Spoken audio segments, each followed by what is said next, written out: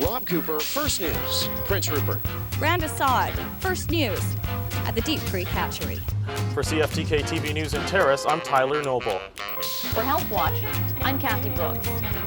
For CFTK-TV News, I'm Sarah Consmo in Prince Rupert. For CFTK-TV News, I'm Artie Cole in Terrace.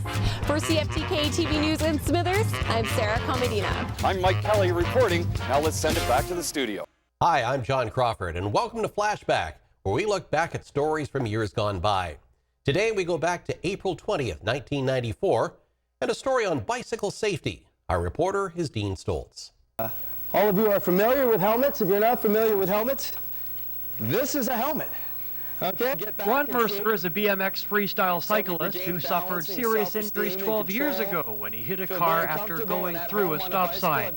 Fully recovered now after breaking his back in 2 places, Mercer is representing the BC Injury Prevention Center and is on a tour of the Northwest preaching bicycle safety. His tour took him to Terrace today, where the main message was to wear a helmet.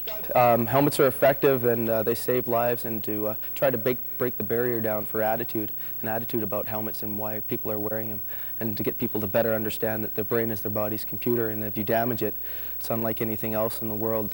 For sort of body parts, they can't be replaced. You can't get a new brain cell, you can't get a new brain, and it doesn't take a genius to figure out. It doesn't matter how much money you have, it's just not going to happen. So we try to let people know that you can do something about it, and one of the ways, the easiest way first off is the helmet, and then the 4 factors: training, experience, physical environment, and attitude. And attitude is everything, because your attitude can determine if you're going to be injured or if you're going to be safe. We just try to relate. Mercer's tour is taking him to 13 cities and will wrap up April 28th in Sandspit. He says when it comes to bicycle safety, adults should listen up too. We try to get parents involved as well with the kids, because sometimes you'll see the kids riding with their parents, and the kids have the helmets on, the parents don't.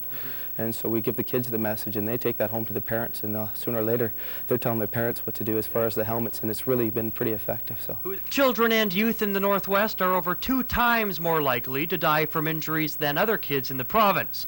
So that adds to the seriousness of these kinds of presentations. Transportation injuries, which are the leading cause of death, are almost twice the provincial average, for example. So Ron coming up and talking to kids throughout the Northwest region, from Houston up to Stewart over to the Queen Charlotte Islands, is, I think, a really positive influence as a way of getting the message out to children and youth. The presentation combined a mix of humor and hard facts, and as Mercer says, if just one life is saved, it will all be worth it. Dean Stolz, First News, Terrace.